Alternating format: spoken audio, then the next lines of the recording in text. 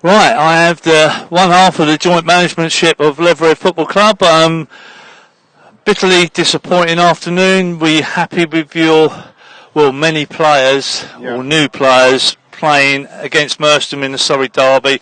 3-2 suggests it as a very close game. I felt second half probably Merstham had a lot more to play. So can you tell any Leatherhead supporters there's a lot of players to try and gel in, so I can understand the difficulties of getting them to play together. Can you tell us how you're going to try and go about that, you know? Obviously, at the moment, we're working hard at training. So luckily, at the moment, we don't have any Tuesday night games. Yeah. So we get Tuesdays and Thursdays. So where we're still recruiting, and we're playing, everyone's getting to know each other, everyone's getting to learn the styles, who likes to play how. That thing I said to you a couple of weeks ago at Lewis is that the cohesion. Yeah. It's getting better. Against Hornchurch, we was really, really good as a group unit, and then conceded that last minute goal. Today, 2 penalties to give away, and then a scrappy one for it to get across the box. Today was more individual errors. It wasn't team errors, and those individual errors were punished a little bit, and I think it showed. But going forward, having Alex back, I think that helped a lot. He got a fantastic goal just before the half to make it 2-2. I think slowly but surely we're going to get there. We're not getting blown out of the park. It's not 5s and 6s and 7s. No, well, I would agree with that, Bash. I would agree with that. It just looks like so many players you've got to try and gel together in such a short period of time. That's the difficulties for any new management, you know what I mean? Did you not contemplate, I know a manager likes to bring in many new players, did you not contemplate in trying to keep a few and only blood in 4 or 5? It's pretty much a whole team now, in all honesty. Yeah, so over the last couple of weeks, the numbers have changed, and I think that has made a difference as well. I feel like that's what's made us to be in games more. We're fighting. It's just that last little bit and those little bits of individual errors. Once we cut them out, I think, again, like I said, we're in games. We should have taken 3 points last week. Could have nicked a point today. I agree. Second half they were a bit better than us, but we wasn't miles off it. We're not going into games right now going, look, they're so much better than us. We defend all game, Listen, I saw Marcus Bent down here who's been wandering about. He done a video thing on our Twitter and social media platforms. Can you tell me what that relationship is with Marcus Bent involvement down here and the connection with whoever it is? Is it with yourself or is it with Q or whatever?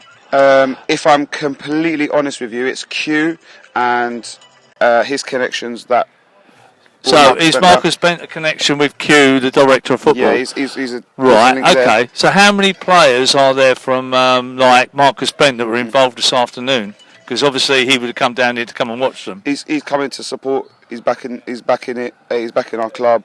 He wants to get involved in it, and obviously he knows a few of the players personally. You can see him right now hugging Alex. Right. Okay. Yeah. So. Right.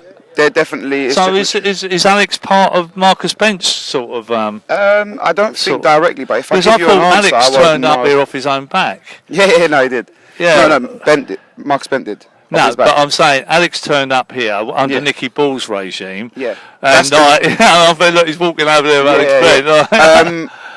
Alex has been a good friend of Q's for a little while. Right. Prior to Leatherhead. Right. Oh, right. Okay. I did not know that. Right. Okay. So Q, this correct me if I'm wrong. I'm sure Q helped bring Alex to the club. Yeah. And I think that was a couple of credentials that, when spoken to the club at the time, they said, you know what, with recruitment ahead of football, he's brought us players like him, Mo, and so on and so forth.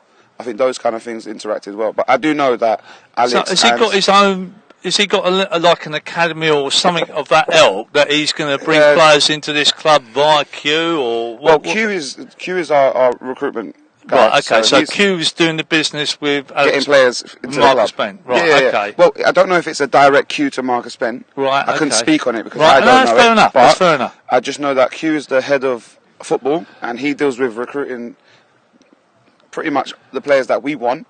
Yeah. And he goes out and he tries to deliver. So if we tell him we want this caliber player at this position, he'll go, oh, okay, I know this player and I can get this player and that, so on and so forth. It's not a case of he just brings us players and we Have you thought about maybe doing a friendly? You know what I mean? Yeah. Because, as much as training's training, I think maybe. I'm telling you something. Yeah, I'm not telling you something, but I would have thought maybe a friendly down here to try and sort of get some cohesion between them, because there was Merstham were guilty of it as well, but not even being able to pass the ball sort of 15, 20 yards, giving the ball away, and it was the most awful game to watch. I know derbies are never the best, but it was the most awful game to watch where players playing at step 3 can't pass the ball more than 10 or 15 yards, giving the ball away. It was a couple of players were guilty of it today, 100%.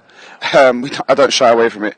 I wouldn't shy away from telling them. We told them inside, individually, a few too many errors and standards were not met. But again, because we're still in that transition stage, where we're still, going with who is here, who is good enough to do the job we want them to do, who is not going to do the job, and so to be straightforward with it. And that's why, having on a Tuesday, we come in here, we do an in-house game, we're still assessing players. So it may not be a training session, cones down, but we're going for a game on a Tuesday night. We're looking at who can do what role, in what stage of a game, and so on and so forth. So it's not all just, putting out sessions out and doing it on a Tuesday. Tuesdays we run an in-house game at the moment, just to see some of the players and see the new recruits and how everything gels together. Can you remind me when I interviewed you at Lewis? Yeah. What did next 2 games? 6 points. We'll take the one at the moment. I love that. Top man, Bash. You've got to be, this is what management's about, 100%. mate. Absolutely. And I said to you, and I'll never shy away from it, it's me.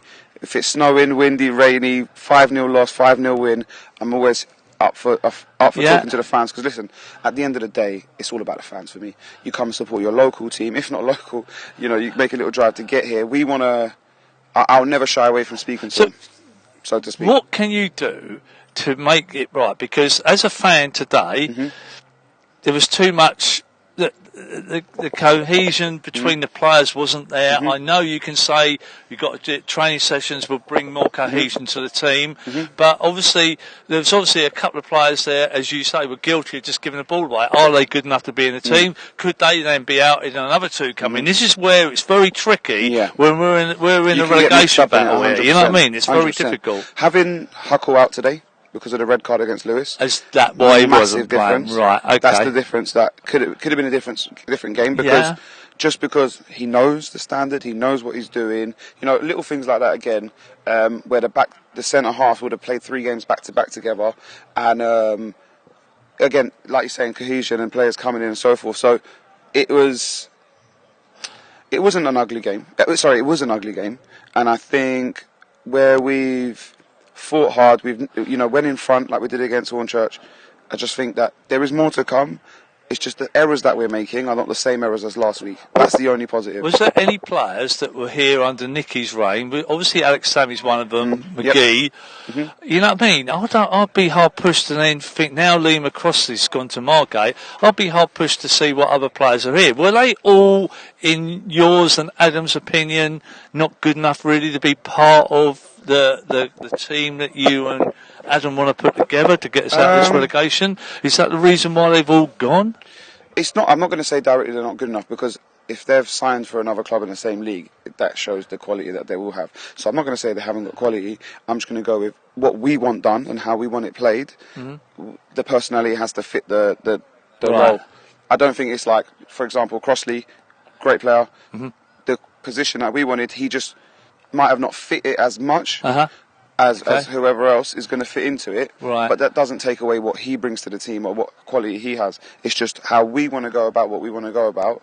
It's just, how does the shoe fit, should I say? Well, listen, it's trophy next week, I think. Faversham away. Yes. So, what's your expectations there? You know what I mean? It gives you a week to prepare, I suppose, and you're going to be playing step 4 team. So you will be red hot favourites going in there. Bearing in mind, I know you're bottom, but still going to be red hot favourites. And it's at Faversham. Again, not the most easiest place to go and get a win. So is there going to be any new players likely to be in that squad next Saturday at Faversham? Maybe 1 or 2 in the squad collectively. Like you said, we're going as favourites, but at the end of the day, when the whistle goes, it's 11 against 11. We're not going to go to that game thinking, we've already won it. we're going there. We're going to work hard. We're going to do the right things, and we're going to try and, as always, go and get the win. Right. Okay. We're not going there on the back foot. No, of course not. No, of course 100% not. Of course not. So, tell me what you thought was the good points today in the game. What you and Adam were happy about. I feel like defensively, initially we did what we wanted to do, but except 2 individual errors, we had the tactic of it quite right. Okay. Basically, to shut off a couple of players that they had that were dangerous on the counter. I think we dealt with it well. Yeah. And then when you give away a sloppy penalty, and then you let the ball run across the box, and then he's put the ball in the top corner. Really, well, you can't really say good finish. If someone puts the ball in the top corner from 20 yards out, sometimes you have to say, "What is a great finish?" Yeah. But I think today what I was happy with was we had Alex Sammy back in, getting him gelled with the new front boys, getting the 9s and the 10s together. We didn't see too much of the guy that got the goal against Hornchurch, the big guy. Chid, he got the first one today. Oh, did he? Yeah. He nodded it over the goalkeeper's head. I didn't notice that. Wow. So he's 2 in 3 at the moment. Right, okay, he was the one that nodded nodded it it over. over. Okay, all right, good. Really good header, to be fair. Other than that, and I suppose we didn't really see him much in the game. Yeah, other than that, what it was is the way we wanted to play today was more facilitator. We tried to get him to open up spaces for other players. It worked at times. Alex Sammy scored a great goal just before the half. But, that was a good goal, yeah. Yeah, no, 100%. He showed his quality. I think, again, just getting them boys in together, again, he's got real quality, so getting him on the ball in good areas to score goals, I think that'll be something that we was happy with today, because every time he did get on it, he was really clever with it, and he done really well. That's tough to always come and have to do an interview, 100%. particularly when you've lost a local derby, and particularly it just puts us a little bit more adrift. I suppose the only good thing is, I don't think Horsham won it. I think they drew, so that keeps them a bit close to us. Listen, it's not doom and gloom. I promise you that one thing. Yeah. I'm not going to sit here and overpromise. I'm not going to underpromise. All I'm going to say is we've still got a lot of games to go, and there's a lot of points up for grabs. We are not going to sit on our hands, and we're not going to come out to games and hope to win. Or we're coming out with intent and wanting to win. Just got to get things right a little bit at the first stages, and then once the ball starts rolling, I think. Our issue right now is once the ball starts rolling, we'll do really well. But until the ball starts rolling, we're trying to pick up as many points as possible. Yeah, I won't give you any more targets at the minute. Let's wait to see you get your first 3 points. Let's hope that we can get at least defect a little bit from the league and try and get a win down Faversham next 100%. week for all the supporters out there, which I know sort of it's sad for them and it's about them trying to sort of associate themselves to a lot of new players that are on the pitch. 100%. So it's difficult, mate. Difficult for you. Thanks for coming out. And Always. you will meet Adam, the other half. It's in our background, Adam there, talking to Marcus Bent there. Yeah. That's the other half. We didn't get him. He fancied doing a Surrey Mirror interview rather than myself. But anyway, he knew about this. Right, okay, Bash, top man. Enjoy your Saturday. It's never easy. Yeah. Close game, I suppose, in the end. But work in process, yeah? 100%. Thanks so much, mate. Thank you.